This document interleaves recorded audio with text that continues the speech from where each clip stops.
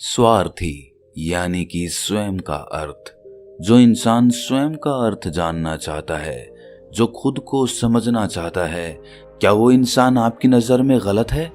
हम जब भी किसी को स्वार्थी कहते हैं तो उसका मतलब तो यही होता है कि वो आदमी स्वयं का अर्थ समझना चाहता है। तो फिर वो गलत कैसे हुआ? स्वार्थी शब्द दुनिया की नज़र में, समाज की नज़र में एक अलग ही नज़रिए से समझा जाता है। अक्सर हम अपने आसपास ऐसे बहुत से लोगों को देखते हैं जो स्वभाव से बहुत अच्छे प्रतीत होते हैं, यानी कि सब लोगों की मदद करते हैं, सबसे अच्छा व्यवहार रखते हैं। लेकिन इसके साथ हमने ये भी देखा होगा कि ऐसे लोग जो स्वभाव के अच्छे होते हैं, दूसरों की मदद करते हैं, वो दुखी भी ज्यादा रहते हैं। और जो लोग स्वार्थी होते हैं वो फलते फूलते चले जाते हैं। तो ऐसे में परमात्मा की सत्ता पर उंगली उठना निश्चित है। लेकिन अगर ये सत्य है तो हमें कौन सा मार्ग अपनाना चाहिए? क्या हम भी दूसरों के जैसे बन जाएं? पता नहीं आप में से कितने लोग ये मानते हैं कि अच्छे लोग जीवन में बहुत दुखी रहते हैं, लेकिन इसके पीछे का सत्य क्या है?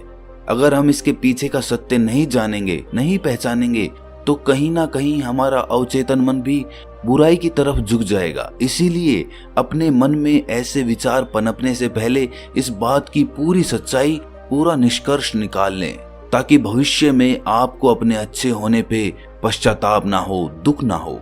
आज की जो बोध कहानी मैं आपको सुनाने वाला हूँ, उसमें आपको 5 ऐसे तरीके पता चलेंगे जिसके माध्यम से अगर आप कर्म करते हैं तो आप अच्छे कर्म भी कर पाएंगे और दुखी भी नहीं होंगे। इससे पहले कि आप इस कहानी में खो जाएं, इस चैनल को सब्सक्राइब जरूर कर लें। तो चलिए कहानी शुरू करते हैं। एक गांव में आनंद नाम का एक युवक रहता था। उसका भरा पूरा परिवार था। उसके 2 बच्चे थे, उसकी पत्नी थी, लेकिन उसके माता पिता इस दुनिया से चल बसे थे। इसीलिए पूरे परिवार की जिम्मेदारी उसी के कंधों पर थी। बच्चे अपनी पढ़ाई करते थे और उसकी पत्नी अपने घर गृहस्थी के कामों के साथ गाय, भैंस, बकरी इत्यादि का दूध बेच बेच कर अपना घर चलाते थे। और आनंद पहाड़ में पत्थर तोड़ने का काम करता था। बहुत ही मेहनत भरा काम था। पूरे दिन काम करता तो रात को थक कर घर पर वापस लौटता। लेकिन इतनी मेहनत करने के बाद भी अगर आनंद को गांव का कोई भी आदमी मदद के लिए बुलाता तो आनंद कभी भी मना नहीं करता था। उसके जीवन का एक ही सिद्धांत था कि अगर मैं दूसरों की मदद करूंगा तो परमात्मा मेरा साथ देंगे, परमात्मा मेरे साथ कुछ बुरा नहीं होने देंगे। आनंद अपने इस सिद्धांत का पालन बहुत ही कड़ाई के साथ करता था। वो इस सिद्धांत पर इतना विश्वास करता था कि अगर कोई बाहर का आदमी उससे मदद मांग ले तो वो अपने घर का काम भी अधूरा छोड़कर उस आदमी की मदद करने के लिए पहुंच जाता था। जिस वजह से उसकी पत्नी बहुत परेशान रहती थी। वो अक्सर आनंद को समझाने की कोशिश करती थी कि सबसे पहले अपना काम करो, अपने परिवार को देखो। 2 बच्चे हैं हमारे और फिर भी तुम दूसरों के काम करने में लगे रहते हो। अरे अपने घर को तो संभाल लो, अपना घर संभल नहीं रहा, दूसरों की मदद करने चले हैं। और जब ऐसी ऐसी बातें आनंद के कानों में पड़ती तो उसके हृदय में कांटा सा चुभने लगता था और उन दोनों में लड़ाई झगड़ा शुरू हो जाता था। अक्सर उनके लड़ाई झगड़े का यही सबसे बड़ा कारण होता था। लेकिन ना तो आनंद अपने आप को बदल पाया और ना ही उसकी पत्नी ने उसको समझाना कभी बंद किया। इसी वजह से आए दिन उनके घर में कलेश होता रहता था। जहां तक उस गांव वालों की बात थी तो वो आनंद के स्वभाव को जानते थे और वो जानबूझकर जो काम आसान भी होता था, जो उनके सामर्थ्य में भी होता था, उस काम के लिए भी वो आनंद को बुलाते थे ताकि उन्हें कम मेहनत करनी पड़े। कहने का अर्थ ये है कि गांव वाले आनंद की इस भलमनसाहत का फायदा उठाते थे, लाभ उठाते थे और सब पीछे से उसका मजाक उड़ाते थे, उसे बेवकूफ कहते थे। ऐसे ही समय बीतता रहा और एक दिन आनंद की पत्नी बहुत ज्यादा बीमार पड़ गई। आनंद से जो कुछ भी सेवा हो सकती थी उसने वो सब अपनी पत्नी के लिए किया। उसने गांव के वैद्य को बुलाकर अपनी पत्नी की जांच करवाई, लेकिन ये रोग उस वैद्य की पकड़ के बाहर था। इसीलिए उस वैद्य ने कहा कि तुम अपनी पत्नी को नगर में जाकर किसी बड़े वैद्य को दिखाओ तो तुम्हारी पत्नी की जान बच सकती है। जल्द से जल्द नगर पहुंचने की व्यवस्था करो, नहीं तो तुम्हारी पत्नी के प्राण संकट में हो जाएंगे। ये सुनकर आनंद के पैरों तले जमीन फिसल गई। उसने ये नहीं सोचा था कि उसकी पत्नी के प्राण संकट में हैं। वो सोच रहा था कि कोई साधारण सा रोग होगा जिसका इलाज हो जाएगा। लेकिन जब उसने वैद्य की ये बात सुनी तो वो घबरा गया। अब पत्नी को नगर तक कैसे लेकर जाए, क्योंकि उसके पास इतना धन नहीं था कि वो अपनी पत्नी के लिए एक घोड़ा गाड़ी करके उसमें अपनी पत्नी को लिटाकर नगर में ले जा सके।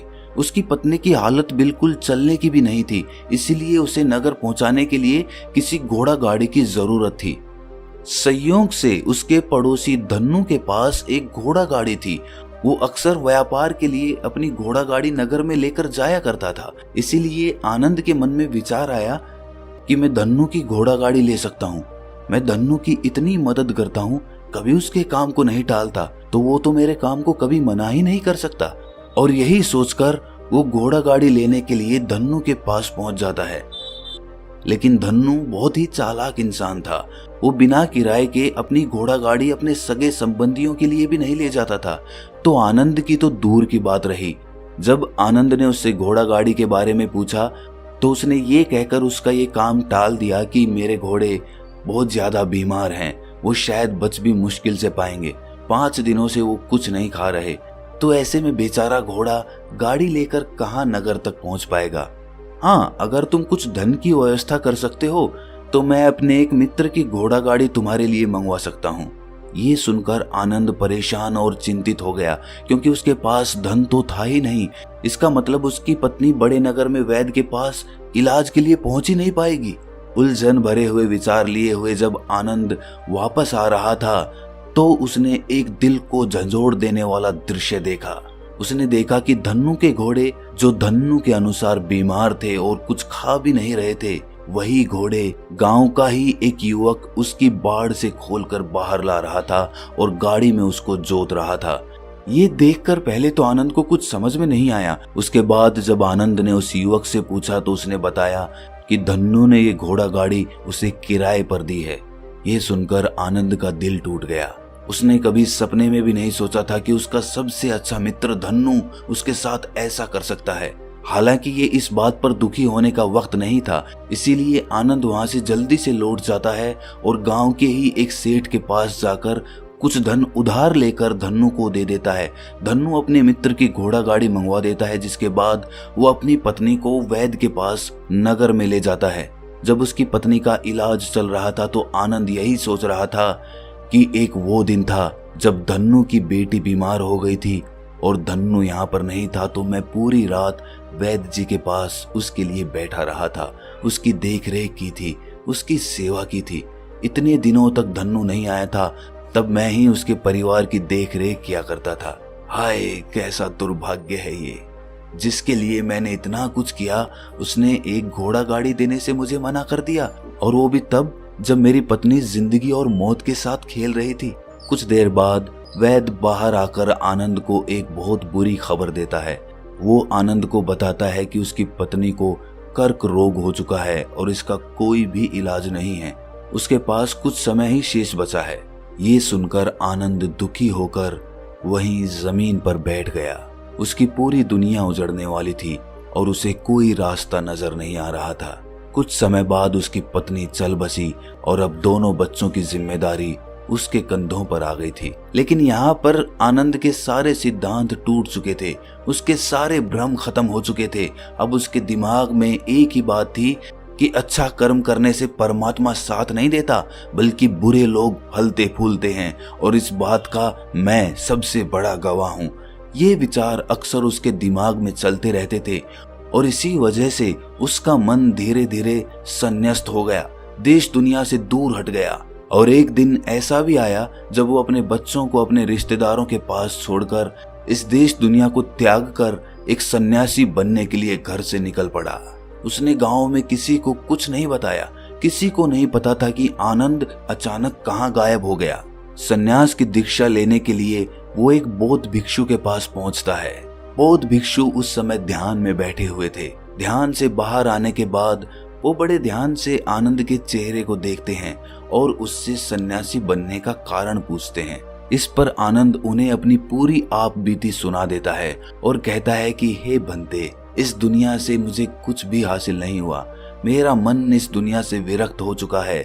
जब अपने दोस्तों ने ही मेरा साथ नहीं दिया तो इस दुनिया में रहने का क्या मतलब, और इसी वजह से मैं सन्यासी बनना चाहता हूँ। ये सुनने के बाद बौद्ध भिक्षु ने उपदेश देना शुरू किया। उन्होंने कहा कि याद रखना बंते, जीवन से विरक्त होकर सन्यासी बनना तुम्हें परम सुख तक कभी नहीं पहुंचा सकता, परमानंद तक कभी नहीं पहुंचा सकता। तुम दुनिया से अपने मन पर एक बोझ लेकर विरक्त हुए हो। तुम दुनिया से परमात्मा की खोज करने के लिए विरक्त नहीं हुए हो। इस भ्रम में कभी मत रहना। तुम संसार से विरक्त हुए हो क्योंकि संसार ने तुम्हें धोखा दिया, ऐसा तुम्हें लगता है। इसीलिए तुम परमात्मा पे कभी विश्वास नहीं कर पाओगे और ना ही उन पे अपनी पूर्ण आस्था बना पाओगे। इसीलिए सन्यासी होने का भी तुम पूरा लाभ कभी नहीं उठा पाओगे। सन्यासी होने का लाभ तब मिलता है जब हमारी प्रभु में, परमेश्वर में, परमात्मा में पूर्ण आस्था बन जाती है। मैं तुमसे पूछता हूँ, क्या तुम्हारी आस्था परमात्मा में है? ये सुनकर आनंद कहता है कि हे भंते, मैं तो दुनिया देख कर आया हूँ कि जो बुरे कर्म करता है वो फलता फूलता है, और जो अच्छा काम करता है उसे प्रभु कुछ भी नहीं देता, परमात्मा उसे दुख ही दुख देता है। इसीलिए मैं परमात्मा पे अपनी पूर्ण आस्था कैसे बना सकता हूँ? ये सुनकर उस बौद्ध भिक्षु ने कहा कि यही तो मैं तुम्हें समझाना चाहता हूँ कि तुम पूरी ऊर्जा अपनी सन्यासी जीवन में लगाओ और उसके बाद भी तुम्हें फल प्राप्त ना हो तो तुम्हें कैसा लगेगा। इसीलिए किसी की भी मदद करने के मैं 5 सिद्धांत तुम्हें बताता हूँ। ये 5 सिद्धांत समझकर संसार में वापस लौट जाओ और संसार में एक ग्रस्त जीवन जियो। उसके बाद ही सन्यासी जीवन का उदय होता है, जब हम अपने ग्रस्त जीवन को पूर्ण रूप से समझ लेते हैं और अपनी जिम्मेदारियों का निर्वाह कर देते हैं। ये कहकर बौद्ध भिक्षु ने कहना शुरू किया कि जब भी तुम किसी की सहायता करते हो, किसी की मदद करते हो, तो उसमें सबसे पहली बात, सबसे पहला सिद्धांत जो ध्यान में रखने का होता है वो होता है कि किसी की मदद करते वक्त, किसी की सहायता करते वक्त कभी भी उससे उम्मीद मत रखना। ये मत सोचना कि आज मैंने इसकी सहायता कर दी, मदद कर दी, तो कल बदले में ये भी मेरी सहायता करेगा, मेरी मदद करेगा। अगर तुम ऐसा सोचोगे तो तुम्हें जीवन में दुखों का सामना करना ही पड़ेगा, क्योंकि एक नहीं तो दूसरा, या दूसरा नहीं तो तीसरा, कोई ना कोई तुम्हारी उम्मीद जरूर तोड़ेगा। और वास्तविकता में वो मदद या वो सहायता नहीं होती है, वो हमारे लालच का ही एक रूप होता है। हम उसकी सहायता या मदद निर्भाव तरीके से नहीं कर रहे हैं। हमारे मन में लालच का भाव है, हमारे मन में बदले का भाव है। हम ये सोचकर मदद करते हैं कि इसकी मदद कर देता हूँ तो कल ये मेरे भी मदद करेगा, और यही लालच हमें अक्सर उन लोगों की मदद करने पर विवश करता है जो किसी ना किसी रूप में धनवान होते हैं, क्योंकि हमें लगता है कि कल ये आदमी धन के द्वारा मेरी मदद कर सकता है। और इसीलिए जिस इंसान को वास्तविकता में मदद की आवश्यकता है, हो सकता है वो गरीब हो, लेकिन हमारा मन अपने लालच के वशीभूत होकर उसकी मदद कभी नहीं करेगा। इसीलिए किसी की मदद और किसी की सहायता करने के अपने विचार को विस्तार दो। केवल एक प्रकार के वर्ग के लिए अपनी सहायता या अपनी मदद पेश मत करना, उस सब के लिए समान होनी चाहिए। जरा सोचो, एक तरफ तुम्हारा मित्र हो जिसके पास धन है, संपदा है, और दूसरी तरफ कोई गरीब औरत हो जो भूखी बैठी हुई है। तुम्हारा दोस्त तुमसे कहता है कि यार आज तो खाने के लिए अच्छे अच्छे पकवान मंगवा लो बाजार से, और दूसरी तरफ वो औरत तुमसे 2 सूखी रोटी मांग रही है, तो तुम किसकी मदद करोगे? कौन मदद का हकदार सबसे पहले है? सबसे पहले हमारा कर्तव्य बनता है कि उस औरत की भूख मिटाएं। लेकिन अक्सर इंसान ऐसे नहीं सोचता। वो अपने दोस्त को तो खिला देगा, उसको तो बाजार से बहुत महंगी वस्तु मंगा के दे देगा, लेकिन किसी गरीब को उसकी भूख मिटाने के लिए पैसा या धन नहीं देगा।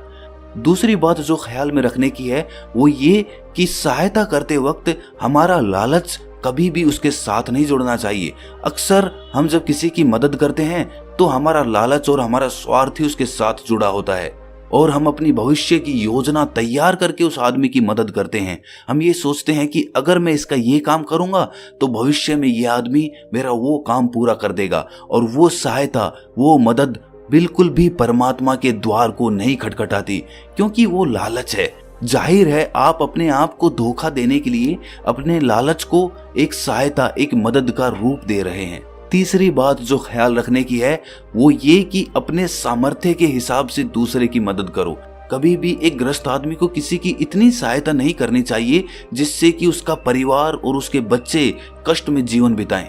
सबसे पहला फर्ज हमारा होता है अपने परिवार को सुखी रखना, उनकी ज़रूरतें पूरी करना और उसके बाद दूसरों की मदद करना आता है। लेकिन कुछ लोग दूसरों की मदद पहले करते हैं और अपने परिवार को तवज्जो कम देते हैं, जिससे कि परिवार में लड़ाई झगड़े आए दिन पनपते रहते हैं और ये सब हम समाज में देखते रहते हैं अपने आसपास। अगली बात जो ख्याल में रखने की होती है वो ये कि अपना कर्म, अपनी जिम्मेदारियां पहले निभानी होती हैं। हम अपना कर्म, अपना काम छोड़कर पहले दूसरों की मदद करने के लिए चले जाते हैं और जब दूसरा बदले में हमारी मदद नहीं करता तो हमारा दिल दुखी हो जाता है। हम सोचते हैं कि मैंने तो अपना काम छोड़कर उस आदमी की मदद की थी और वो आदमी मेरी मदद ही नहीं कर रहा है। इसीलिए अपना कर्म सर्वोपरि, अपना कर्म सबसे ऊपर, क्योंकि वही काम करने के लिए इस दुनिया में हमारा जन्म हुआ है।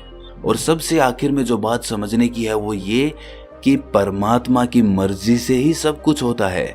हमारा कर्तव्य है अपने कर्म को करते जाना। करनी धरनी तो ऊपर वाले के हाथ में है, इसीलिए जो कुछ भी होता है सब ऊपर वाले पे छोड़ दो। अगर तुम्हें कोई धोखा भी देता है तो ये समझ के चलो कि वो सब ऊपर वाले की करनी होती है। आप ये मान के चलो कि मैं करता नहीं हूं, मैं तो एक माध्यम हूं, करवाने वाला तो वो है, उसके सामने किसकी मर्जी चली। जब ये आस्था, ये विश्वास हमारे मन में पनपने लगता है तो हमारी सारी शिकायतें दूर हो जाती हैं, क्योंकि इस दुनिया में जो भी होता है अच्छे के लिए होता है, जो भी हो रहा है अच्छे के लिए हो रहा है और जो भी होगा अच्छा ही होगा। चाहे हमारी बुद्धि आज वर्तमान में इस सिद्धांत को ना समझ पाए, लेकिन जीवन में कभी ना कभी किसी ना किसी मोड़ पर आपको जरूर ये एहसास होगा कि जो हुआ था वो अच्छे के लिए ही हुआ था। इसीलिए सारी शिकायतें दूर कर दो और बस अपना कर्म करते जाओ, अपने ग्रस्त जीवन को पूर्ण रूप से जी लो और उसके बाद ही सन्यासी जीवन की नींव होती है। इसके बाद बौद्ध भिक्षु ने आनंद को कहा कि वापस अपने गांव लौट जाओ, अपनी बेटियों को वापस लेकर आओ, उन्हें पालो पोसो, अपने बच्चों को वापस लेकर आओ, दूसरी शादी कर लो, लेकिन बच्चों का पालन पोषण अच्छे तरीके से करो। ये सुनकर आनंद अपने बच्चों के साथ अपने गांव में वापस लौट आता है। गांव में किसी को खबर नहीं थी कि आनंद कहां पर गया हुआ था और वो क्या ज्ञान लेकर वापस लौटा है।